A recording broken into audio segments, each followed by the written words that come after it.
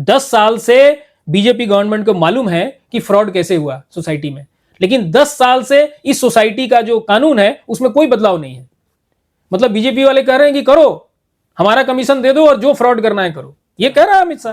तब तो ऐसे में और जितना डिले हो रहा है, आप समझिए इस बात को, जितना डिले हो रहा है उतना ही सहारा वाले जो हैं वो पैसा साइफन कर रहे हैं, निकाल रहे हैं सिस्टम से कि अगर सारा का सारा लिक्विडेट हो गया तो एक एस्टीमेट जो हम लोगों का है कि सहारा के पास कितना का एसेट होगा, हम मानते हैं सहारा के पास लगभग 1.5 लाख करोड़ के आसपास का एसेट है। अगर पूरा ठीक से लिक्विडेट होगा और उसको बेच दिया जाए तो एक तो मूलधन पूरा का पूरा आ जाएगा, है ना, और थोड़ा बहुत इंटरेस्ट भी मिल जाएगा। सहारा ने फ्रॉड के सिवा कुछ नहीं किया। पहले एक बात हमको एक लाइन बोलने दीजिए कि सहारा ने, सुब्रतो राय ने जो धंधा चलाया वो फ्रॉड का धंधा था। वो कोई पैसा बना नहीं रहा था, वो आपसे पैसा लेके हमको दे रहा था, हमसे पैसा लेके उनको दे रहा था। जो स्टैट्यूटरी बॉडीज हैं, सेबी वाले, एमसीए वाले, सोसाइटी वाले, ये सारे लोग जब तक नहीं आएंगे तब तक इसकी जांच संभव नहीं है कि जो रियल एस्टेट और हाउसिंग में जो पैसा गया वो पैसा सारा का सारा चला गया सोसाइटी में। तो फिर आप जब तक इनको एक साथ नहीं बिठाएंगे आप जांच कैसे करेंगे? 1643 उन्होंने निवेश किया है एम्बे वैली में, तो एम्बे वैली में सारा पैसा लगा हुआ है, तो एम्बे वैली को आप लिक्विडेट नहीं कीजिएगा, उसका प्रॉपर्टी सारा बेचिएगा नहीं, तो आप पैसा हमको लौटाइएगा कैसे? इनके पास तो कैश है नहीं, वो तो सेबी को पता है, सेबी ने कह भी दिया कोर्ट के सामने कहा कि इनके पास पैसा नहीं है। इनके बैलेंस शीट में पैसा कहां था? जब इनके बैंक में ही पैसा नहीं है तो बैंक से पैसा निकाला कैसे? बिना पैसा का निकालेंगे नहीं, और निकालेंगे तो कैश इन हैंड में दिखेगा, कैश इन हैंड में इनके पास पैसा नहीं है तो इनके पास पैसा कहां है? और ये खुद ही कह रहे हैं कि पैसा तो हम उसमें लगाए हैं। सरकार ने अपने जवाब में ये माना कि इन्होंने 86,673 करोड़ में से 62,643 करोड़ इन्होंने एम्बे वैली में लगाया। तो एम्बे वैली जब तक लिक्विडेट नहीं होगी पैसा आएगा कैसे? इनके पास जो जमीन है वो जब तक बिकेगी नहीं तब तक इनके पास पैसा आएगा कैसे? इनके पास जो एसेट्स हैं दूसरे, जैसे घर हैं, होटल्स हैं, दूसरे बिजनेस हैं, वो नहीं बिकेगी तो पैसा आएगा कैसे? क्योंकि पैसा तो वही उसी का है जो 9.88 करोड़, मामूली नहीं होता है, लगभग 10 करोड़ मेंबरशिप है, उसमें मल्टीपल मेंबरशिप भी है, घटा दीजिएगा तो कुछ कम हो जाएगा, हमको लगता है कि 6-7 करोड़ के आसपास। 6-7 करोड़ लोगों से आपने पैसा इकट्ठा किया है और केवल 86,000, उसको हम थोड़ा समझा देते हैं क्योंकि इस बात एक बार में बात खत्म हो जाए। 86,673 करोड़ रुपया ही नहीं है वो, बल्कि वो 1,10,000 करोड़ से ज्यादा है। उस पर हम बाद में आते हैं कैसे 1,10,000 करोड़ रुपया है। तो सरकार को पूरा का पूरा, सरकार को इस बात की पूरी जानकारी थी कि ये सारा पैसा चला गया सोसाइटी में। सेबी को इस बात की पूरी जानकारी थी कि सारा पैसा चला गया सोसाइटी को, लेकिन न सेबी ने कोर्ट को बताया न सरकार ने कोर्ट को बताया। और ये सारा ड्रामा चल रहा है इसको बचाने के लिए, सहारा को बचाने के लिए, ताकि ये पैसा निवेशकों को मिले ही नहीं। ये सारा मिस अप्रोप्रिएट करने का धंधा है, उसमें भी सेबी भी शामिल है और उसमें सरकार भी शामिल है, इसलिए हमको जाना पड़ा।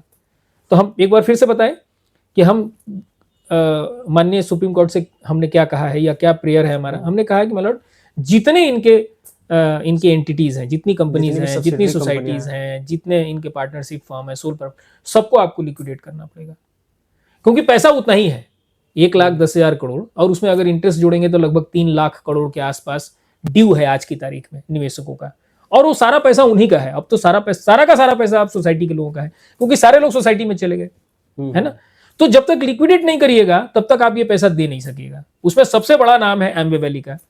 मतलब सहारा से रिलेटेड जितने भी सब्सिडरी कंपनियां सबको एक जगह लाकर सबको जहां भी लिक्विडेट हो, एनसीएलटी में लिक्विडेट हो तो एनसीएलटी में भेज दीजिए, है ना सर। अगर माननीय सुप्रीम कोर्ट चाहे तो सारी इनकी प्राइवेट लिमिटेड कंपनी एक एनसीएलटी, दिल्ली के में जो एनसीएलटी की बेंच है वो सारे के सारे, मतलब उनके एक आदेश से सारे के खिलाफ लिक्विडेशन का एप्लीकेशन फाइल हो जाएगा, है ना, या वाइंडिंग अप एप्लीकेशन फाइल हो जाएगा एनसीएलटी दिल्ली में, और वो एमसीए भी फाइल कर सकती है, उस सेबी वाले कंपनी का फाइल कर देंगे, रजिस्ट्रार जो हैं वो सोसाइटीज का फाइल कर देंगे, ठीक है। पार्टनरशिप के लिए जो कुछ सरकार के नुमाइंदे भी फाइल कर सकते हैं और जो निवेशक हैं वो भी फाइल कर सकते हैं।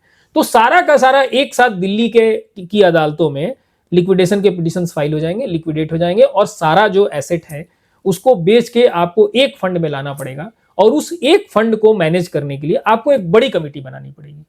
उस कमेटी में सेबी के लोग होंगे, उस कमेटी में सोसाइटी के लोग, जो रजिस्ट्रार और उनकी जो टीम है मल्टी स्टेट कोऑपरेटिव सोसाइटी के, उसके लोग होंगे, उसमें एमसीए के लोग होंगे, उसमें जरूरत पड़े तो जो इंस्टीट्यूट है सीए, सीएस, आईसीडब्ल्यूए, उसके लोगों को ले आइए, ताकि एक बड़ी कमेटी बने और वो बड़ी कमेटी जो है वो वेरीफाई करेगी सारे क्लेम्स। तो वो देखेगी कि कौन सा पैसा रियल एस्टेट से चला गया है सोसाइटी में, कौन सा पैसा हाउसिंग से चला गया है सोसाइटी में, कौन सा पैसा रियल एस्टेट और हाउसिंग से किसी दूसरी कंपनीज में गया है, वहां से फिर वो पैसा कैसे गया है सोसाइटी में, या वहां से पैसा हो सकता है उनके पर्सनल अकाउंट में चला गया हो, इंडिया से बाहर चला गया हो। इसकी जांच करनी पड़ेगी। और जांच के लिए जब तक एक ब्रॉडर कमिटी नहीं बनेगी जिसमें ये सारे जो स्टैट्यूटरी बॉडीज हैं, सेबी वाले, एमसीए वाले, सोसाइटी वाले, ये सारे लोग जब तक नहीं आएंगे तब तक इसकी जांच संभव नहीं है। तो ये मांग है हमारी माननीय सुप्रीम कोर्ट से कि एक तो लिक्विडेट कराइए सारी एंटिटीज को, और दूसरा एक ब्रॉडर कमिटी बनाइए जिसमें ये सारे जो स्टैट्यूटरी बॉडीज हैं उसके लोग आए और वो इसकी जांच करें। जब तक नहीं बनाइएगा जांच होगी नहीं, क्योंकि सेबी कहेगी कि हम तो केवल कंपनी की जांच करेंगे, एमसीए कहेगी हम कंपनी की जांच करेंगे, ठीक है ना। अच्छा, सब अलग अलग, हाँ सब अलग अलग। सोसाइटी कहेगा हम अपनी जांच करेंगे, जबकि आपको पता है कि जो रियल एस्टेट और हाउसिंग में जो पैसा गया वो पैसा सारा का सारा चला गया सोसाइटी में। तो फिर आप जब तक इनको एक साथ नहीं बिठाएंगे आप जांच कैसे करेंगे, वेरीफाई कैसे करेंगे? तब तो लोगों का पैसा मिलने से रहा। तब तो ऐसे में और जितना डिले हो रहा, आप समझिए इस बात को, जितना डिले हो रहा है उतना ही सहारा वाले जो हैं वो पैसा साइफन कर रहे हैं, निकाल रहे हैं सिस्टम से। अल्टीमेटली हमको लगता है कि इनको मूलधन भी मिल जाए, 1,10,000 करोड़ रुपया जो हम बोल रहे हैं, 1,10,000 करोड़ रुपया भी अगर इनको मिल जाए तो बहुत बड़ी बात होगी।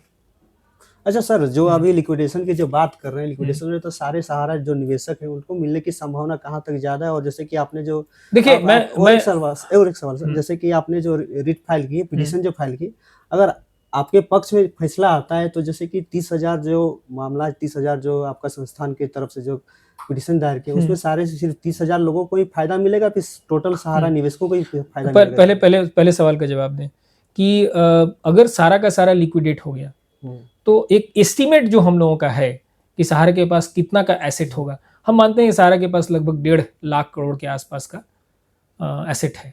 तो अगर पूरा का पूरा ठीक से लिक्विडेट होगा और उसको बेच दिया जाए तो एक तो मूलधन पूरा का पूरा आ जाएगा, है ना, और थोड़ा बहुत इंटरेस्ट भी मिल जाएगा सारे लोगों को। 3 लाख करोड़ रुपया मिलने से रहा वो नहीं मिलेगा, क्योंकि सहारा उसको या तो उसका डिवैल्यूएशन हो गया है, जब बेचने जाएंगे मार्केट में ना तो जो 100 रुपये का चीज है वो 50 रुपये में आपको बेचना पड़ेगा। तो एक तो जैसे ही आप बेचने जाएंगे उसका डिवैल्यूएशन हो जाएगा, और बहुत सा पैसा सहारा के लोग जो हैं वो साइफन कर चुके हैं, उसका पता लगाना मुश्किल है।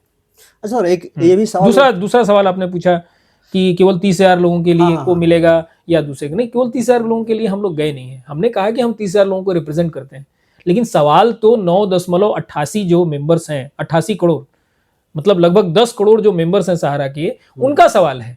उसमें 30,000 लोग जो हैं वो एक कमेटी बना लिए और उस कमेटी की तरफ से हम गए हैं। लेकिन हमारा डिमांड क्या है, आप फिर से जाइए मेरे डिमांड पर, हमने कहा कि सारे के सारे सहारा एंटिटीज को आप लिक्विडेट कर दीजिए और सारा उसका प्रॉपर्टी बेच दीजिए और सारे पैसे को एक जगह इकट्ठा कर दीजिए। तो हम किसके लिए मांग रहे हैं? हम केवल 30,000 लोगों के लिए थोड़ी मांग रहे हैं। लेकिन अगर, हालांकि कोर्ट ऐसा मतलब एब्सर्ड बात बोलेगी नहीं, क्योंकि संभव नहीं है कि पूरा का पूरा 10 करोड़ लोग जो है, सारे के सारे जो 10 करोड़ लोग हैं वो वहां जाके एफिडेविट फाइल करें, ये संभव नहीं है प्रैक्टिकली। सुप्रीम कोर्ट इसको डील नहीं कर सकती है। तो हम नहीं उम्मीद करते हैं कि सुप्रीम कोर्ट ऐसा कोई आदेश पास करेगी। वो एक ओमनिबस आदेश पास करेगी और कहेगी सेबी को और सोसाइटी वालों को कि आप इसको इंप्लीमेंट कीजिए। लेकिन ये तो पक्की बात है कि अगर ये लिक्विडेट हुआ तो सारे लोगों को मिलेगा। अब इसमें बहुत सारे लोग जा भी रहे हैं। जैसे हमने जब पिटीशन लगाई, हमसे पहले तो कोई गया नहीं था, हमने पहली पिटीशन लगाई निवेशकों की तरफ से। उससे पहले निवेशक गए ही नहीं थे सुप्रीम कोर्ट या किसी भी कोर्ट में। छोटे छोटे केसेस चल रहे थे, कुछ क्रिमिनल केसेस चल रहे थे, कुछ सिविल कोर्ट में चल रहे थे, है ना, उसका नतीजा निकलना नहीं था। मामला अभी तक सुप्रीम कोर्ट में निवेशकों की तरफ से कोई नहीं गया था, हम पहली बार लेके गए। अब मेरे जाने के बाद कुछ लोग और फाइल किए हैं, हमने देखा है उसमें कुछ आ रहा है, तो उसमें हमने जिन लोगों को बनाया है। अच्छा सर, कहीं ये भी बात उठ के आ रही है कि सहारा कुछ जानबूझ के निवेशकों को साथ फ्रॉड किया है। सहारा ने किया है फ्रॉड, जिससे आपको बता रहे हैं। सहारा ने फ्रॉड के सिवा कुछ नहीं किया। पहले एक बात हमको एक लाइन बोलने दीजिए कि सहारा ने, सुब्रतो राय ने जो धंधा चलाया वो फ्रॉड का धंधा था। वो कोई पैसा बना नहीं रहा था, वो आपसे पैसा लेके हमको दे रहा था, हमसे पैसा लेके उनको दे रहा था। पैसा रोटेट हो रहा था केवल। पैसा आप इंटरेस्ट कहां से देंगे? आप अर्न करेंगे। हम बैंक में जमा करते हैं तो बैंक क्या करती है? बैंक किसी दूसरे को लोन देती है। लोन क्या चीज पर देती है? इंटरेस्ट के बदले में देती है। उस लोन से इंटरेस्ट कमाती है, उस इंटरेस्ट में से उसके एस्टेब्लिशमेंट के खर्चे हैं, और फिर मेरे फिक्स डिपॉजिट पर वो हमको इंटरेस्ट देती है, तब ना चलता है बैंक। उसी तरीके से हम शेयर में पैसा लगाते हैं, तो शेयर कंपनी कहां से पैसा देती है? वो अपना प्रोडक्ट बनाती है, प्रोडक्ट मार्केट में बिकता है, उसकी प्रॉफिट होती है, प्रॉफिट से डिविडेंड डिक्लेयर होता है, तो हमको पैसा मिलता है ना। या अगर हम डिवेंचर्स में लगाते हैं तो उसमें इंटरेस्ट मिलता है। लेकिन कहां से पैसा आता है? जब पैसे को हम इन्वेस्ट करते हैं और वो पैसे से पैसा अर्न करते हैं, चाहे मैन्युफैक्चरिंग इंडस्ट्री के थ्रू हो, बैंकिंग के थ्रू हो, या किसी और बिजनेस में, जब तक वो बिजनेस कमाएगा नहीं तब तक वो आपको इंटरेस्ट नहीं दे सकेगा। ये सहारा इंडिया कुछ कमा नहीं रही थी, ये बिल्कुल एक पूरा का पूरा फ्रॉड, बहुत बड़ा फ्रॉड, इतना बड़ा फ्रॉड ग्रुप अभी तक इंडिया में हुआ नहीं, ये सबसे बड़ा फ्रॉड ग्रुप था। ये पैसा केवल रोटेट कर रहा था, क्योंकि इनका फिक्स डिपॉजिट जमा हो रहा था कहीं से। तो मान लीजिए कि दिल्ली में जमा हो गया तो इन्होंने झारखंड में दे दिया, कलकत्ते में जमा हो गया तो इन्होंने कश्मीर में दे दिया, समझ गए। हालांकि कश्मीर में इनके इन्वेस्टर्स ज्यादा नहीं है, लेकिन पैन इंडिया है, मतलब लगभग सारे के सारे स्टेट्स, कुछ स्टेट्स को छोड़ के, जैसे असम में इनके बहुत सारे इन्वेस्टर्स हैं सहारा के। झारखंड में बहुत बड़े पैमाने पर, बहुत बड़ी तादाद है इन्वेस्टर्स की इनकी। तो पूरा का पूरा जो सुब्रतो राय का धंधा था वो फ्रॉड का धंधा था। अब हम आते हैं कि इसने सोसाइटी में कैसे फ्रॉड किया, ये बहुत इंपॉर्टेंट है। सोसाइटी में जैसे सेबी रजिस्ट्रार और कोऑपरेटिव सोसाइटी मिल के भी ये भी उठ रहा है कि मिल के तीनों मिल हाँ, उस पे वो भी हम आते हैं। उनको हमने कहा ना कि उनको तो पता था, सरकार को पता था कि फ्रॉड हुआ है, सेबी को पता था कि फ्रॉड हुआ है। सेबी ने माननीय सुप्रीम कोर्ट को नहीं बताया कि फ्रॉड क्या हुआ और कैसे हुआ है। सरकार ने माननीय सुप्रीम कोर्ट को नहीं बताया कि क्या फ्रॉड हुआ और कैसे फ्रॉड हुआ है। फ्रॉड क्या किया? एक तो इसने 25,781 करोड़ 25,781 जो रियल एस्टेट और हाउसिंग में पैसा था, प्लस उसमें जितने इंटरेस्ट अक्रू हुए थे, वो सारा का सारा ट्रांसफर कर दिया सोसाइटी में, है ना। चाहे सीधे, जिसको कहते हैं ऑटो ट्रांसफर, या थोड़ा बहुत इधर उधर घुमा के फिर वहां लेके चली गई सहारा। दूसरा जो इसने फ्रॉड किया, क्यों देखो, एनबीएफसी बैंक में जो फिक्स डिपॉजिट लेते हैं ना, उसमें नॉर्म्स है। जैसे एनबीएफसी में क्या है, पहले आप पैसा लेके आइए, अपना कैपिटल लेके आइए, और कैपिटल का सर्टेन परसेंटेज, से 10 टाइम्स, से 20 टाइम्स, है ना। कैपिटल आप जैसे मान लो कि एनबीएफसी में कोई अगर 25 करोड़ लेके आया तो उसका 10 टाइम्स, ठीक है, उसके गाइडलाइंस है, मतलब 10 टाइम्स हम नहीं बोल रहे हैं, 10 टाइम्स इसमें है, इसलिए हम 10 टाइम्स का इस्तेमाल कर रहे हैं एक मानक के रूप में। 10 टाइम्स इसमें है, क्या नाम है, इस सोसाइटी वाले में सेक्शन 67, ठीक है ना, इसलिए हम उसको मानक के रूप में इस्तेमाल कर रहे हैं। तो एनबीएफसी वाले क्या करते हैं, अपना पैसा लेके आते हैं। जैसे मान लो कि अगर 100 करोड़ मानते हैं, 100 करोड़ वो अपना लेके आए, तो उसका 10 टाइम्स वो फिक्स डिपॉजिट ले सकते हैं। यानी कि उसका कारण क्या है? कारण ये है कि आप 100 करोड़ लेके आते हो और फिर 1,000 करोड़ रुपया अगर फिक्स डिपॉजिट लेते हो, तो कम से कम 100 करोड़ रुपया तो तय हो गया कि आपको आप दे सकोगे, नहीं समझो। हाँ, 1,000 करोड़ आया, 1,000 करोड़ अगर डूब भी गया किसी बिजनेस में या किसी कारण से, एक तरह से तो आपका जो कैपिटल है 100 करोड़, 10% तो फिक्स हो गया ना। इसके अलावा इंश्योरेंस है आजकल ये मैंडेटरी इंश्योरेंस है, तो इंश्योरेंस में भी लगभग 10 से 20% जो है वो करीब करीब तय हो जाता है कि इतना मिल जाएगा। तो ये जो धंधा है, फिक्स डिपॉजिट का जो धंधा इंडिया में है, उसमें सोसाइटी को छोड़कर बाकी में लगभग 30% श्योर है कि मिल जाएगा। यानी कि आपने 100 रुपया लगाया और कंपनी पूरी की पूरी डूब गई, तो भी आपको लगभग उसका, आपके निवेश का 30% मिल जाएगा। लेकिन सोसाइटी में एक भी पैसा नहीं मिलेगा। क्यों? सोसाइटी में नियम यह है कि जितना शेयर कैपिटल होगा, उस शेयर कैपिटल का 10 टाइम्स आप फिक्स डिपॉजिट ले सकते हैं। सेक्शन 67 है वो। इसने सहारा ने क्या किया, लेकिन उसमें ये कंडीशन नहीं है, पैसा कौन लाएगा, शेयर कैपिटल। ये नहीं मैंडेट है कि मैनेजमेंट को शेयर कैपिटल का पैसा लगाना है, ये मैंडेट नहीं है उसमें। तो इसको पता था, जब इसके सारी कंपनीज पर बैन लगना शुरू हुआ सुब्रत राय की, तो इसको समझ में आ गया कि अब अगर हम उधर धंधा करेंगे तो अब नहीं होगा, अब हम जेल चले जाएंगे। जेल चला भी गया और सारा बिजनेस इनका डूबने वाला था। तब इसको किसी सीए ने बताया कि सर इसमें चले जाओ, मल्टी स्टेट सोसाइटी का जो एक्ट है 2002 का शायद, उसमें आपको पूरी छूट है कि आप निवेशक को ही आप शेयर होल्डर बना लीजिए।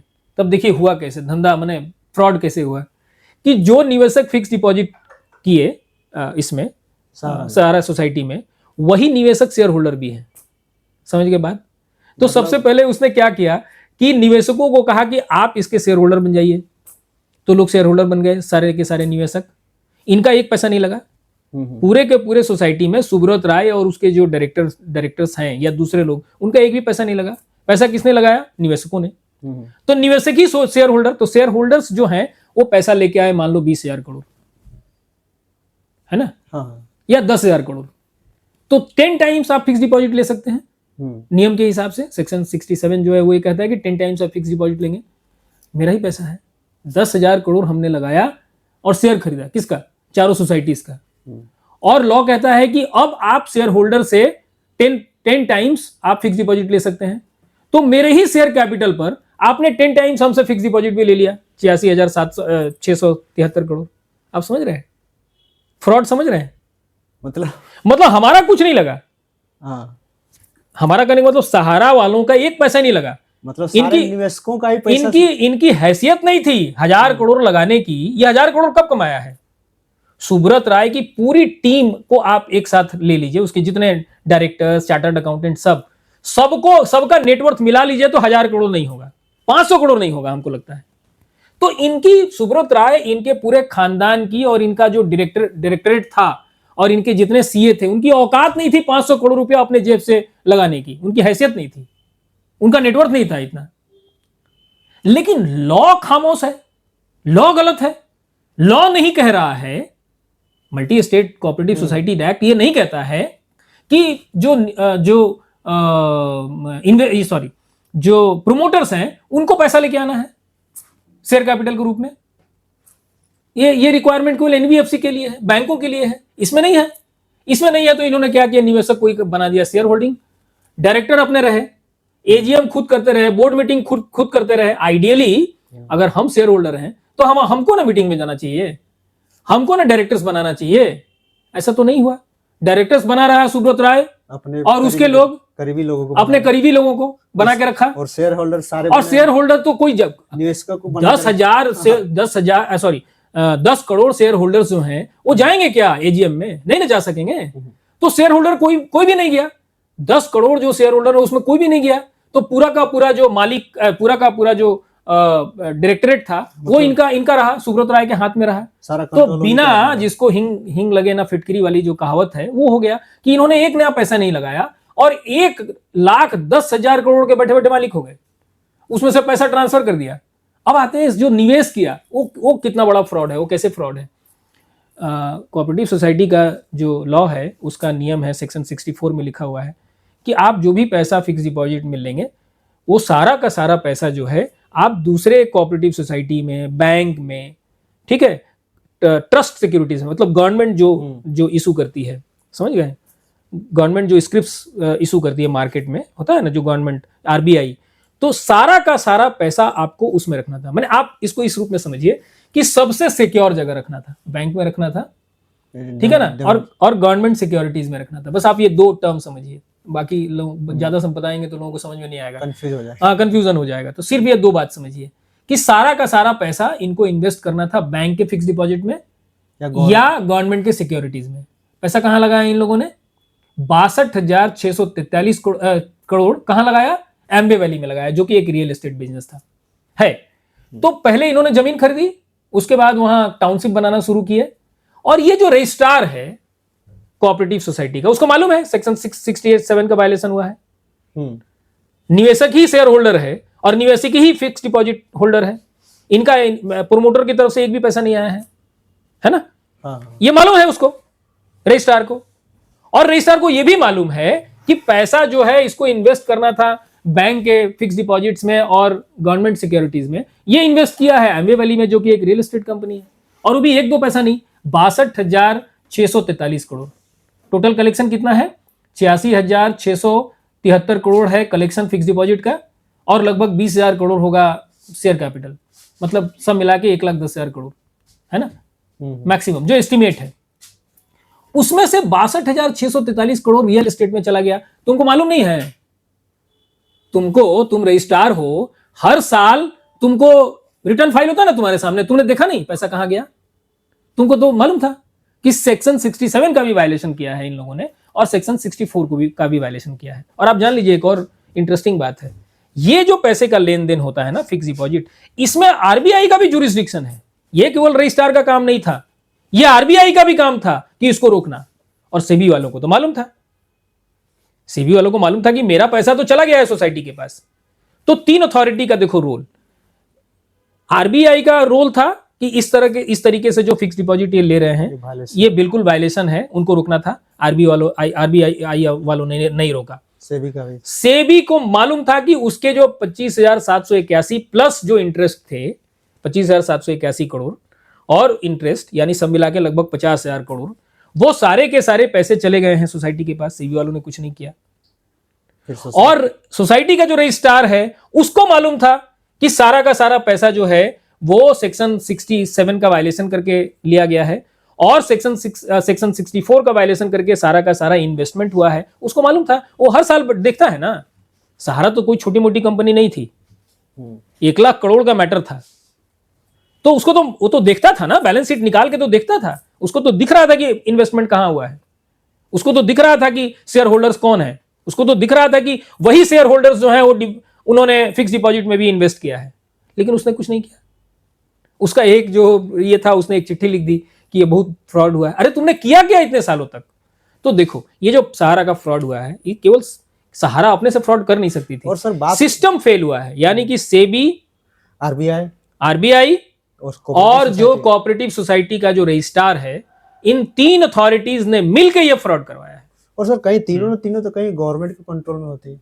अरे तो स्टैट्यूटरी बॉडीज तो गवर्नमेंट के कंट्रोल में तो है ही, स्टैट्यूटरी बॉडीज है ना, एक्ट के तहत है ना। सेबी तो एक एक्ट है, आरबीआई एक एक्ट है। तो कहीं ना कहीं इसका कुछ राजनीतिक फायदा कुछ तो नहीं लिया गया? राजनीतिक फायदा तो लिया ही गया है। अमित शाह अगर 5,000 करोड़ मांगे हैं सुप्रीम कोर्ट में जाके, बिना राजनीतिक फायदा का थोड़े मांगे हैं। 20,000 करोड़ रुपया प्रधानमंत्री, क्या वो ये था प्रधानमंत्री के पीएम केयर फंड में 20,000 करोड़ रुपया कहां से आया? इलेक्ट्रोल बॉन्ड में इनको 8,500 करोड़ रुपया कहां से मिला? तो भाजपा वालों ने तो हिंदुस्तान का जो फाइनेंशियल सिस्टम है उसको पूरा बदल दिया, उसको चोरों का सिस्टम बना दिया, चोरों और लुटेरे का सिस्टम। और सबसे बड़े लुटेरे यही निकले। तो बिना पैसा लिए थोड़े जाके सुप्रीम कोर्ट में बोले कि 5,000 करोड़ हमको दे दीजिए। किस आधार पर मांगे आप 5,000 करोड़ रुपया? आपको मालूम नहीं था कि सारा का सारा पैसा सोसाइटी वालों का है? मतलब कहीं ना कहीं हर जगह फ्रॉड होता रहा। आरबीआई अपना ठीक से काम नहीं कर पाई, बिल्कुल, सेबी नहीं कर पाई, बिल्कुल, कोऑपरेटिव सोसाइटी नहीं कर पाई, नॉर्म्स, और सारे लोगों ने सुप्रीम कोर्ट को मैंने क्या उसको कहते हैं मिसलीड किया। मैंने अच्छा शब्द इस्तेमाल कर रहे हैं, हम नहीं बोल रहे हैं दूसरा शब्द जो हिंदी में है। मिसलीड किया सुप्रीम कोर्ट को। सुप्रीम कोर्ट को पता ही नहीं चला कि फ्रॉड कैसे हुआ और इतने बड़े पैमाने पर कैसे हो गया, और इसका अभी तक सुप्रीम कोर्ट को नहीं पता है कि इसका रास्ता क्या है। तब हमको पिटीशन फाइल करके बोलना पड़ा कि लिक्विडेट करिए माय लॉर्ड, सारा का सारा एंटिटी लिक्विडेट करिए, सारी प्रॉपर्टीज को बिकवाइए और सबको एक जगह ले आइए, तभी ये होगा इसका समाधान, और कोई दूसरा समाधान नहीं। अच्छा सर, सारे प्रॉपर्टी सारा का जो डायरेक्टली इनडायरेक्टली है, सारे को लिक्विडेट कर देते तो क्या जो भी यूएसए को जो पैसे हैं विथ इंटरेस्ट क्या सारे अमाउंट नहीं? पूरा हमने आपको बताया ये बात, पहले भी कहा कि 3 लाख करोड़ रुपया का मोटा मोटी डिमांड होगा, टोटल क्लेम होगा, डिमांड नहीं, मतलब 1,10,000 करोड़ का इन्वेस्टमेंट है टोटल, शेयर्स और ये मिला के, फिक्स डिपॉजिट्स मिला के। इंटरेस्ट मिलाएंगे तो लगभग 3 लाख करोड़ के आसपास होगा।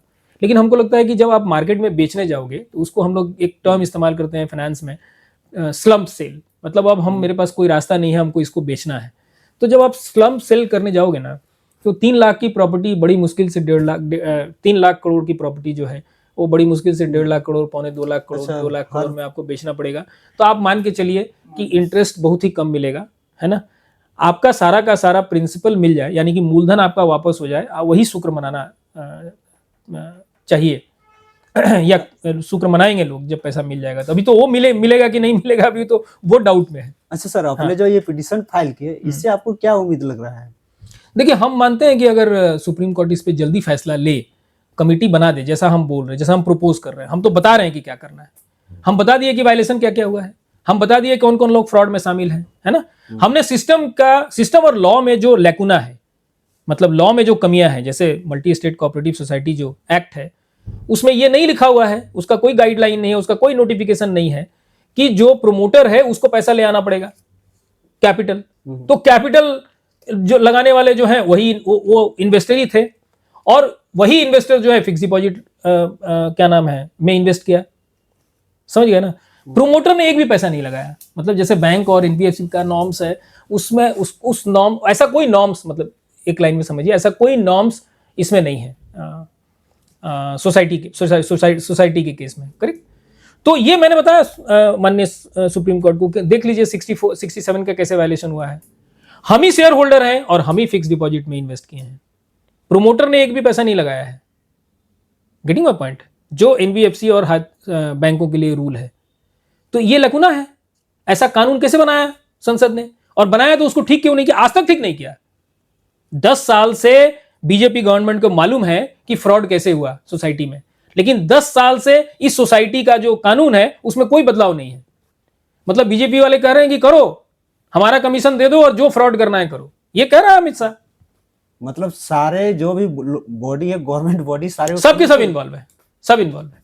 और कहे ना कि सारे गवर्नमेंट बॉडी मिलकर, खास करके निवेशकों को और सुप्रीम कोर्ट को, तो निवेशकों को तो एक बहुत ही शब्द आता है बोलने में ठीक नहीं लगता, लेकिन कहीं ना कहीं निवेशकों को तो पूरा काट लिया। हाँ, हाँ। और सुप्रीम कोर्ट को पूरा लूट लिया 9.88 करोड़ 10 करोड़ जो लोग हैं उनके पैसों को सहारा ने लूट लिया। और इस लूट को अंजाम देने में ये सब शामिल हैं, सेबी वाले शामिल हैं, सोसाइटी वाले शामिल हैं, आरबीआई शामिल है, और पॉलिटिशियन जो जिसकी भी सरकार रही है उस सब। हम केवल ये नहीं कह रहे हैं कि केवल अमित शाह और नरेंद्र मोदी शामिल हैं, पहले वाले जो कांग्रेस वाले थे वो लोग भी इसमें शामिल थे। कोई 10 साल का मैटर नहीं है, पहले से चल रहा है। हर किसी को वहां से फंड जाता है। हाँ, बिल्कुल बिल्कुल। और अच्छा सर, एक आम आदमी जो उसमें निवेश किए हुए हैं वो अभी क्या करें? उनको लग रहा है कि कुछ उनको जो पैसा है कुछ मिलेगा या ना मिलेगा? देखिए, हम लोग जो लगाए हैं उससे हम लोगों को बहुत उम्मीद है। हम लोग जो पिटीशन, क्योंकि पहला पिटीशन हमारा, आप जैसे मैंने आपको बताया, और हमने साफ साफ बताया है कि कानून में क्या खामियां हैं और किस तरीके से फ्रॉड हुआ, कौन कौन एजेंसी इसमें शामिल रही, पैसा कहाँ है ये भी बताया, तरीका भी बताया कि जब तक आप इसको लिक्विडेट नहीं करोगे सारे एंटिटीज को, तब तक पैसा आप हमें लौटा नहीं सकोगे, आपके पास कोई रास्ता नहीं है। और उसको करने के लिए आपको एक बड़ी कमेटी बनानी पड़ेगी जिसमें सारे जो स्टैट्यूटरी बॉडी हैं उसके मेंबर्स उसमें शामिल होंगे, और उसको आप मॉनिटर करोगे एक आध साल, 1 से 2 साल तक, तब ये संभव हो पाएगा। ये मैंने अपने पिटीशन में साफ साफ लिखा है कि ये मलॉट करना पड़ेगा। ये नहीं करेंगे, आप कोई अच्छा सुझाव भी दे सकते हैं, हमसे भी बेटर। हमने एक सुझाव दिया, हमको जितनी समझ थी, हमने एक सुझाव दिया कि आप ये करेंगे तो निवेशकों का पैसा शायद लौटाने में आसानी होगी। माननीय सुप्रीम कोर्ट ये सोच सकती है कि ऐसा भी कोई तरीका है जो हमसे बेटर है, तो आप बेटर तरीका, लेकिन आपको तरीका निकालना पड़ेगा। या तो मेरे तरीके से आप मूव करिए, मेरे तरीके को मान के आप उसको उसके अंडर प्रोसीड करिए, या आप कोई इससे बेटर तरीका बताइए और उस तरीकों को इंप्लीमेंट करिए। आप सेबी पर छोड़ेंगे नहीं होगा, आप रजिस्ट्रार पर छोड़ेंगे नहीं होगा, आप सरकार पे छोड़ेंगे, अमित शाह पर छोड़ेंगे नहीं होगा, वो तो सारा लूट के लेके चला जाएगा। आप आरबीआई पर छोड़ेंगे नहीं होगा, क्योंकि इन तमाम लोगों के कुनाइवन से ही ये फ्रॉड हुआ है, नहीं तो होता नहीं। तो ये थे हमारे साथ अखिलेश सर जी, और उनका साफ साफ कहना है कि जो भी सहारा की जितने भी बॉडी जो है, सब्सिडरी कंपनियां, सारे को अगर उनके एसेट को एक जगह लिक्विडेट किया जाए, कहीं ना कहीं ये तभी जहां भी सहारा के निवेशकों को उनको पैसे कुछ रिटर्न की उम्मीद है। इसी को लेके सर ने सुप्रीम कोर्ट में पीआईएल दाखिल की है, और कहीं ना कहीं इनके पक्ष में अगर फैसला आता है तो सहारा के तमाम जो निवेशक हैं उनको एक नई उम्मीद मिलेगी, और कहीं ना कहीं सारे निवेशकों के लिए खुशी की खबर है। और जो भी सहारा से रिलेटेड जो भी अपडेट आते हैं तो सर से हम लोग जुड़े रहेंगे, और जो भी अपडेट आते हैं हम सहारा निवेशकों तक हम हर खबर ले जाने की कोशिश करेंगे।